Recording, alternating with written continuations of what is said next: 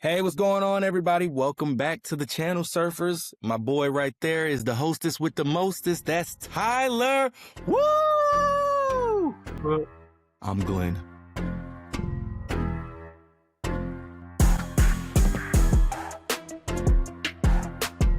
Hello. Today's episode is One's Gotta Go. It's gonna get a little hectic. We're gonna be eliminating some beloved sitcoms, some beloved crime shows, and some beloved franchises. Doesn't mean they're bad, just means can't stay. We got to get down to one. Before we get into that though, what's the best thing you watched this week, Tyler? Giving people something good. So really, the only thing that I watched this week before we recorded this was a movie called Jay Kelly. I don't know if anybody's the Adam Sandler Clooney movie. Adam Sandler and Clooney. So I gave it about 3 stars, but Okay. it wasn't, not that it was bad, but it felt like kind of it's hard to relate to it in certain aspects. It's about like a movie star going through some shit, and you're kind of like, okay, well, bro, you're a fucking millionaire, like, but it's like, it also feels like a tribute to George Clooney in a certain way. But the acting was great. I think both of them together are actually really solid. Adam Sandler was honestly really good. I know he's not going to get one, but if he had gotten an Oscar nomination for it, I wouldn't have been surprised. Because I love when he goes back to the dramatic roles and things like that. But I think overall it was pretty good, not too bad. It wasn't like, there's nothing really action packed about it or anything, but it was pretty solid. I had it on my list to watch. I watched the Variety Actors on Actors, Ariana Grande and Adam Sandler, and they were talking about the movie. So I'm really excited to watch it. Just because, like you said, I do love Adam Sandler when he does his non-comedy stuff, and it did look like an ode to Hollywood and actors and obviously George Clooney, which is crazy coming from Netflix, considering they're not. They don't have no heart over there, just all robotic and formulas. So definitely want to watch that. Jay Kelly on Netflix. I started a show this week. It's on Peacock. It's called Copenhagen Test. Oh yeah. This show, I can't say his name. It's like Simu Liu. Simu Liu, yeah. Yeah, he's Shang-Chi in the Marvel Cinematic Universe. It's him, and then it's Melissa Barrera. She is Billy Loomis's daughter in the Scream franchise.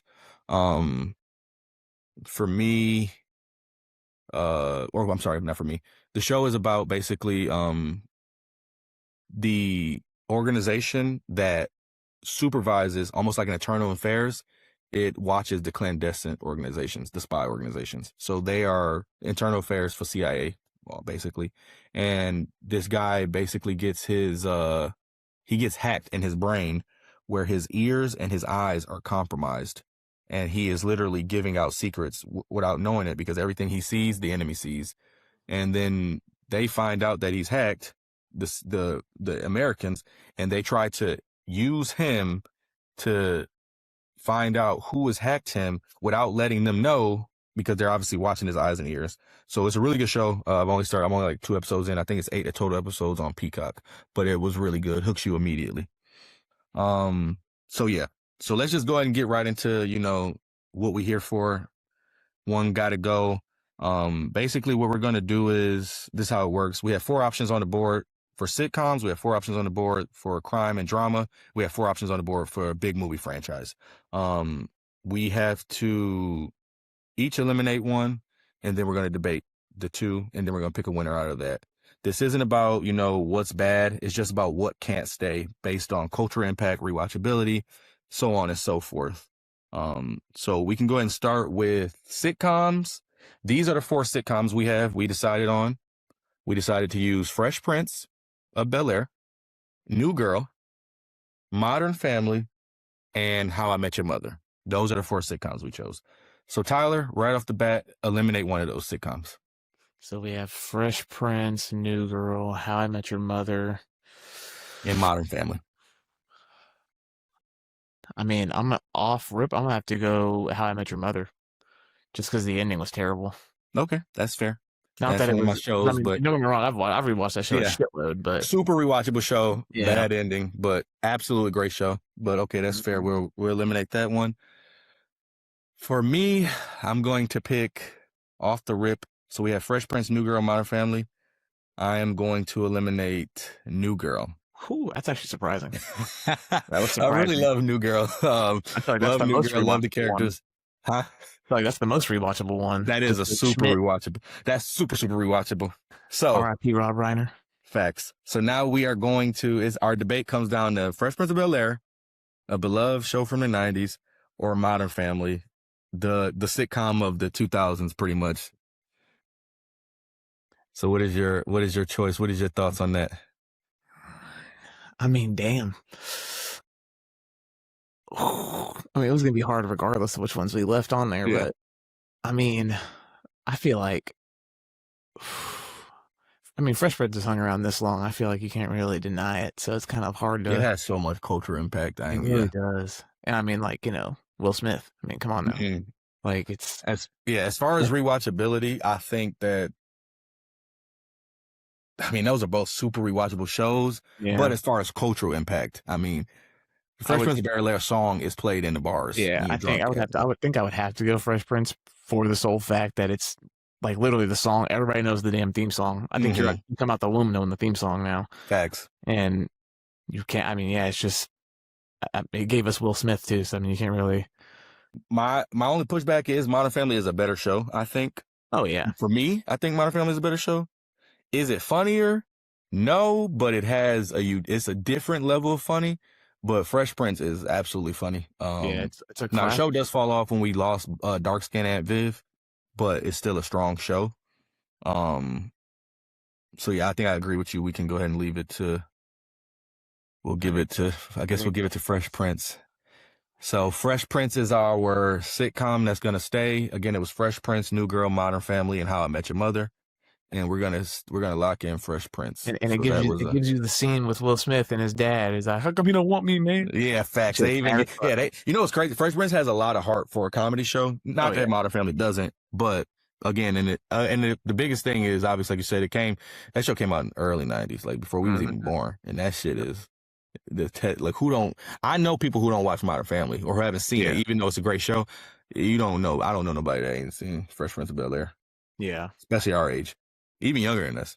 All right, crime and drama shows. This is a big one for us. We got The Wire, HBO. We got Snowfall, FX. We got The Penguin, HBO, and we got Mindhunter, Netflix. Yeah, all right. You can go ahead and remove one for. I already know which one you're going to get rid of, but okay. I'm gonna get rid of Mindhunter only because Netflix dropped the ball on Mindhunter. Fair. They didn't give Mindhunter the care that they gave, like I say, a Stranger Things, where Mindhunter really is a gem of a show, and they could have taken this show and went so far with it because it really is an incredible show, but they didn't give it the care that it deserved. So compared to these other three, it has to go. And what are you gonna do? I think I'm gonna get rid of Snowfall. Oh my God. Because I just think the Penguin, even though it's only one season, but I think it was just that one season is so fucking good. I'm not gonna compare it to the first season of True Detective thing, but I feel like it was so fucking strong. But let me just say, Snowfall is a criminally underrated show. It does not get talked about like with the pantheon of other shows, critically acclaimed shows. But as far as realistic ending of a show, some of these shows end where like the crime lord wins. This show ended with him being basically a drunk homeless man. And now think about the drunk homeless man, and imagine him being like, man, I used to be the biggest drug dealer in my neighborhood. I had $80 million in my bank account. And it's like, boy, if you don't get your ass away from me, you asking me for two. And it's like Franklin really did have $80 million in his bank account. He really was the biggest drug dealer. But he lost it all. His mama is the worst mom in the world. Absolutely amazing writing. John Singleton's last work before he passed away. Absolutely amazing show. And I do feel like, I mean, I don't care what it came down to because I already know like it was going to come down to The Wire and something else for sure. And I mean, I think we're. I ain't gonna lie. I love The Penguin, so we can get into it. The Penguin versus The Wire. I think it's The Wire regardless, but Yeah, I can't even I want to try to make a case for the Penguin. As far as like when you go on season 1 to season 1, yeah. we can try that. But But you think with about, season 3, season 4, season but then 5, season look at 2, all the actors in that yeah, too. and the actors, and we it's just like I said, for me, The Wire to me, The Wire is the best television show I've ever seen. I know it's between that and Breaking Bad, but for me, I'm always gonna lean towards The Wire. The Penguin is actually, like I said though, as far as like a single season of a show, The Penguin is a really, really, really good show. And I think the reason we would have to pick The Wire over that anyway is because of the fact that The Penguin isn't necessarily a standalone show either, because it does rely Tie on in, the yeah. Batman. So, but still, regardless of that, still pretty solid. No, for sure. I 100% agree. Like 100% agree with that. Like I said, for me, that's a show that I'm very partial to. Actually, R.I.P. to Isaiah Whitlock Jr. He just passed away. If y'all remember him from the show, Shit. Who doesn't do that shit, man? Everybody, like, it was so crazy. I was even texting my friend yesterday and I said something to him and he was like, shit. And literally 30 minutes later, he passed away. And he was like, bro, and I was like, bro, absolutely. Like, yeah, man, like I said, I love The Wire. So yeah, we got The Wire for crime drama, which, I mean, based on that list, you already knew. Now let's get into the real debates. We left off some obvious ones: Marvel Cinematic Universe franchise, Harry Potter. Me and Tyler are two of the biggest Harry Potter heads you're gonna probably find, so it would have been really impossible for us to try to pick between anything in Harry Potter. So our movie franchises that we went with are the Toy Story movie franchise, Pirates of the Caribbean franchise, Lord of the Rings, and the Fast and the Furious franchise, baby. So go ahead, Tyler. You can eliminate the first one for yourself. I mean, I'll probably just say Fast and the Furious. I can't believe you. I mean, because the first two Pirates of the Caribbean movies are fantastic, and the first one's one of my favorite movies ever. I can't believe you just eliminated Fast and Furious. And then Toy Story is obviously fucking Toy Story. Fast and the Furious has more culture impact than anything on this list. That's debatable. It's not. How? If you were born in the 90s, you wanted cars, specific cars, because of Fast and the Furious. I still want a car with neon bottom. I don't even know what the point is because of Fast and Furious. I want Nas tanks. I'd be switching lanes. La Familia. I can't go nowhere. Family. Dominic Toretto is Superman. I do think it does have like especially the whole family thing, the whole family impact. Bro, anytime you say family. But I'm also basing it off of like, are any of those movies actually better than any one of the movies in Fast 5 is the greatest movie. Fast 5 is one of Fast 5 I think is one of the best movies ever in the franchise. And it saved the whole franchise. It obviously turned the franchise into like, yo, we could be action heroes. Yeah. Now there's so many plot holes that none of these movies make sense after Fast 5 for sure. But I also don't. And Fast in the very first Fast and the Furious, I can argue that's a good ass movie. Oh no, that's a good ass movie. Everything from 1, it goes 5, 1, and then what the hell is going on? Yeah. Dominic Toretto caught a car. My nigga jumped across a bridge, caught a woman in the air, landed, and didn't. What? I love me some. What? They can make Fast 15s. These movies, I want us to get to space so bad. They dropped out of the sky and had parachutes on their cars and just bounced and just kept rolling. Dom drove that car to that plane. I counted. That car did 87 rotations. Blow up. He got up and just walked out that car. Just got up, walked out that car. Tyrese, he killed trained assassins on some ice. Just stopped and said, you know, I had enough of this. Boom, boom, boom. Just shot them all. Boy, these movies don't make no sense. I love the movies. And anytime I see a car somewhere, I'll be like, yeah, look at that. Who do you think you is? Paul Walker? I also don't think Brian O'Connor? I don't think any one of those individual movies are better than any of the individual movies in these other ones, except for maybe no, for sure not. The newer Pirates of the Caribbeans. Like those are kind of rough, but the first two are just much better than. I don't like how you saying the first two, because give me at World's End. I mean, no, that one's good too, but it's like, but if you really think the first two are where like No, for sure. those were Okay, so you eliminated Fast franchise, right? Yeah. It's gonna hurt my heart to do this. I don't know what I'm gonna do. Hold on, let me think. Okay, so I gotta eliminate between Toy. You picked the easy one. I gotta eliminate either Toy Story, Pirates, or Lord of the Rings. Well, see, I wasn't aware that we were going to do Lord of the Rings. I was trying to keep it because I was like, obviously, you know, like I'm trying to make it where these aren't movies that got nominated for like, you know, a shitload of Oscars and things like that. Okay, in this situation, only because we looking at, are we doing now with Lord of the Rings? We got to count the fact that we're doing the Hobbits as well. Oh yeah, That's franchise. That's part of the franchise. Yeah. So, in this situation, because of everything we're doing, I'm going to eliminate, and I hate to do so, I'm going to eliminate Pirates of the Caribbean. Only because I think the first three movies, if we was doing strictly trilogy, I can't. Pirates of the Caribbean to me is the best trilogy. But the Stranger Tides, that was a little weird movie. Yeah. Dead Man Tell No Tales, I was in. Oh yeah, I was in Dead Man Tell No Tales. We got to tie some things up, you know what I'm saying? Even though we only got to see Will Turner and Elizabeth Swann for 6 seconds. I was, oh my God, look at them. I was in that. That boy said, what am I? She said, what am I to you? That nigga said, treasure. Oh, what? Oh, I love that movie, boy. Oh, man. Yeah, so I'm going to eliminate Pirates. So now we going Toy Story franchise versus Lord of the Rings. I'm going to tell you right now, Toy Story, baby. I don't care what you're talking about. You're keeping it, or you're keeping it? Hey, you can pick Lord of the Rings. I love Lord of the Rings. I mean, I think personally, other than the original three, I hate The Hobbit. I didn't think it was that good, but Toy Story 1, if we want to throw The Hobbit out, we can throw The Hobbit out, and we can throw out Toy Story 4 and Toy Story 5 that's coming out.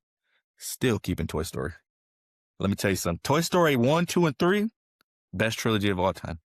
No questions. Better than Star Wars 1, 2, and 3, better than Star Wars 4, 5, and 6, better than Dark Knight 1, 2, and 3, better than Godfather 1, 2, and 3. Listen, Toy Story 1, 2, and 3. I mean, you're not wrong. They're all solid as fuck. Man, listen. I think if we're going overall, like total movies, like besides, obviously we have Lord of the Rings, 1, 2, and 3. We have Toy Story 1, 2, 3. But then we also have The Hobbit. The Hobbit weighs it down a lot. And Toy Story is not really weighed down by anything. Toy Story 4 was still... Toy Story 4 is gas. I don't even understand Toy Story 5. Yeah. I don't understand the plot, but I know it's going to be... I know it's going to be good. Either until it came out. And if you want to try to go cultural impact, yeah, Lord of the Rings got some big-ass cultural impact. Hell yeah, it do. But Toy Story? Come on. Best single movie. It's got the best... Is that not the best movie quote ever? Yeah. Single movie quote, one movie quote, boom, to infinity and beyond. What? And we're talking about strictly off the movies. If we're talking about the books, Toy Story. Toy Story was a book, also would be gas. But Lord of the Rings has like probably one of the biggest cultural impacts of all time. It basically invented like a whole genre. That's fair. But since we're not talking about the theme park, Toy Story Land at Disney World. We're not talking about the books. So we're going movies here. Strictly based off the entire rewatchability. Yeah, I'm going Toy Story. And if you want to go, Toy Story 1 is better than Fellowship. Oh, facts. Now, Two Towers is smoking Toy Story 2. But Return of the King and Toy Story 3? I think Return of the King smokes Toy Story 2, but I think Toy Story 3 smokes Twin Towers. You think it smoked Two Towers? Return of the King's fire as fuck. You think Return of the King is better than the Two Towers? I think so, personally. Nah, because the Two Towers got the Battle of Roanoke. I mean, yeah, that's true. And that's like the best fight scene ever. But I ain't gonna lie, Toy Story 3 with Lotso the bear, Lotso be on that shit, boy. I wish that Woody would have been like, hey, I'm real. Like, just give him a little, like, hey, you know? Mm-hmm. That would have been perfect, too. But nah, yeah, like I said, it's so funny. Quentin Tarantino always has a quote where he's like, I have never watched Toy Story 4. And he was just like, because in my mind, that's the greatest trilogy ever, and it should have ended. So anything they've done after that, it doesn't exist. It's the perfect movies. They ended it. It should have ended right there. And then Toy Story 4 smokes all of the Hobbit, so we'll just go with Toy Story 4 is so good. It's so good. But yeah, Forky, he was like, I'm trash. I say that. Oh, I still say that. Too. Jim, we be walking around. If anybody get hurt, he's like, carry me, Yep. carry me. Every What's time. funny is she had never really watched those movies growing up, and she was like, I don't see the hype about Toy Story. And now because we have Kai, she's watched those movies and she's like, these movies are absolutely amazing. And I'm like, bro, I'm trying to tell you. Now imagine watching these shits when you was like 6. Yep. Over and over again. Facts. I'm putting You my get all toys the in the weirdest things. positions. Like, let's see if you can get your ass back here when I close this door. How'd you thinking your toys were alive, bro? That shit was Oh crazy. man. Yeah. So I think, well, I'm gonna go Toy Story for sure. Oh yeah. No, I agree. Yeah. So we got movie franchise, Toy Story. Now let me ask you for an exercise, because we picked Toy Story. Would you have gone Toy Story over Marvel? Or would you have gone Marvel? I probably would have went Marvel just because there's so many of them. It's And hard, right? Yeah, it's hard with Marvel. Okay, so the- okay, let's we're gonna do a random. We picked Toy Story already for our category. So you would have picked Toy Story, you would have picked Marvel over Toy Story just because of sheer volume in Marvel, and right? I mean, I think we have like, I mean, because I've probably liked Toy Story and Marvel comics about the same length of time, so I Sure. feel like it doesn't really have anything over it for me at this point, Okay. other than the fact So that they are much better made movies. But yeah. Okay, so let's go. So okay, we're gonna do that. So we're gonna do Toy Story. We picked Toy Story because we didn't pick Marvel because we knew Marvel would end up being just again sheer volume. So Toy Story is the number one for us, but Marvel off of that, vast quantity, Marvel. Now, are you going to do Marvel or are you going to do Harry Potter franchise? so based off what we know now that we're getting a TV show out of it, I'd probably go Marvel because Yeah. because think of it this way. I was like, one, I know we're getting a TV show, but I think we should have got a TV show in the first place anyway, because I was like, okay, the first 3 movies were really, really good. Yeah. And then obviously they started taking some creative freedoms later on down the road. But I mean, obviously, like, Harry Potter's like my number one everything. But since I know we're getting a TV show, I'm like, okay, I can live with it, coming back around. But I do think it has probably a much bigger cultural impact than the MCU does because, I mean, God, it has its own theme park at this point. Like, I ain't going to lie. Marvel is big. Marvel is Marvel Cinematic Universe. If it's Infinity Saga versus Harry Potter, you got me. If you want to give me all of it in the multiverse saga, I can make a case. I can lean Harry Potter. The multiverse saga is just confusing. Yeah. It's just nonsense. The Infinity Saga, minus Thor 2, The Dark World, because what the hell was that movie? And Thor 1 for real. But Thor ain't really get going until Ragnarok. But I can make a case for Harry Potter because I don't even have to count Fantastic Beasts, which I think they're treated poorly. Yeah. But I think those movies were good. Yeah. Me personally, but I don't know. Also, I'm a Potterhead, so I can't really tell if I'm lying to myself. Yeah. But I think that Harry Potter, as far as one, they both have insane rewatchability, but I still would say Harry Potter has more rewatchability. Yeah. Because you can pick any one of them and jump right in. Now, Infinity War, like the highest of the highs, Infinity Wars, the Civil Wars, the Black Panthers, like those ones are really, really high, and Iron Man's. But like you said, cultural impact, it's already hard because superheroes have such big cultural impact. Yeah. But Harry Potter as a pure book, what it did from a book to cultural impact is something. This is not a superhero. This is to this. I mean, like, look at this. Like, not even to be funny. Like I keep them on me. You feel me? I keep them on me. Like, I have them labeled so I know whose I got. Yeah, I got them all in here. Like, I keep them things on me. Cultural impact. Yeah, I know. I'm the same way.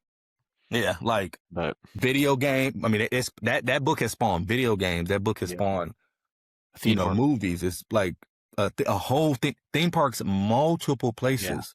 They open in stores where you can just go in Harry Potter store. Like, again, Marvel is what Marvel is. But when you're talking about a real cultural impact, Christians waged a whole war against Harry Potter. In the 90s, I was reading the books, and T.D. Jakes at the Potter House said Harry Potter is demonic. The Christians attacked Harry Potter and told parents, black parents, to throw the books in the garbage because it's teaching your kids witchcraft. And my dad took all my books and tossed them out in the garbage. That shit ain't had no witchcraft in it. Not a single lick, but they thought it was. That tell you culture impact right there because it scared black folks. And that's serious. When shit scare black folks, that's some real culture impact right there, boy. Like, oh my God, it's the devil. But then I gotta say, like, I haven't Nobody was ever ever had scared of no damn Iron Man. huh? Nobody, black folk would never scare no damn Yeah, Iron Man. not wrong. But I also think that there's been no better theater experience than watching Endgame for the first time. Nah, yeah, that's facts. So That's fair. I feel like just That's that the- alone. I'm chasing that high in a movie theater, boy. Like I even went and watched Deathly Hallows Part 1 and 2. Like I did the back-to-back screenings. Yeah, yeah. And I mean, like, don't get me wrong, like, that shit was badass and it was awesome, but like it just did not have the same like level of intensity. No, I think I saw Endgame in theater 3 times. Each theater, like each time I saw it the night of, like 7 p.m., and then I saw it like the next morning, and then I saw it a week later. Each theater was packed, and each theater in that same moment is this thing on your left. Oh man, that's that moment. That's like I had never really had that moment in the movie theater ever. Yeah, it was like, oh, this is It was like watching your favorite sports team win the World Series or like any kind of championship. The fact that everybody was like, it wasn't TikTok wasn't really like a thing where it was like, oh, we're gonna go to the movies and make noise. It was just some real, like, people was like, whoo. And then when he fucking picked up that damn, oh my God, when he picked up Moya there, that shit was crazy. Yeah, I ain't gonna lie. That's a moment for real. Yeah. Yeah. And like I said, as far as movie impact, for sure. Yeah. But when this show comes out, oh yeah. When this show comes out, HBO Sunday nights. Back on my bullshit. Oh my God. They're gonna get so busy. My wife's gonna have a problem. They're gonna get so busy with the show. And then obviously, like, the only thing I can say to Netflix that I'm excited about is they spoke about Harry Potter, and they're like, we want to explore, like, there's so much untapped potential in Harry Potter. They're already talking about like Wizard and War, the first one, going back to the, James and Lily and Severus and like them going to school. And it's like, if y'all gonna get into that bag, we gonna really get crazy. We gonna get crazy. Exactly. People be trying to hate on Harry Potter. Also, real quick, talk about culture impact. Harry Potter video game was like one of the highest selling video games all time. And that's after J.K. Rowling was being all weird about her comments. We stand with Joe. But we do. I don't care. We stand with her because it's not on her comments. We just love Joe. But yeah, still one of the highest selling video games. That shit was fire. Niggas love wizards, man. That shit crazy. My wizard name was Raphael Targaryen. That shit was fire. Go white braids. 2 weeks ago. Huh? He said what? 2 weeks ago. Bro, that shit was so fun flying around flying around. I was doing all the unforgivable curses. I was killing folks. I was smoking people. Exactly. Man, what a show. I love Harry Potter. So yeah, anyway, back to Toy Story. Toy Story was the winner. After all that, yeah, Toy Story was the movie franchise we ended up picking. People are gonna shut up. People are gonna shut this off after they hear Toy Story. They're gonna be like, "What the fuck?" Yeah, hey, man, Toy Story cold, man. There ain't no. If you really a movie watcher and you can't see the beauty of Toy Story, like with or without kids, like that's some good ass storytelling. That's some good ass character development. Every single character has they like Pixar took time on every single main character: Woody, Buzz, Bo, Potato Head, Rex, Slinky. Everybody has character development. Jesse. They all get their own individual character development. Like that's a great TV show. Sorry, movie franchise. All right, so we picked sitcom was Fresh Prince of Bel-Air. That's the sitcom that has to stay. Crime and drama show was The Wire, of course. And the movie franchise that had to stay was Toy Story. Ultimately, it would be Harry Potter, of course.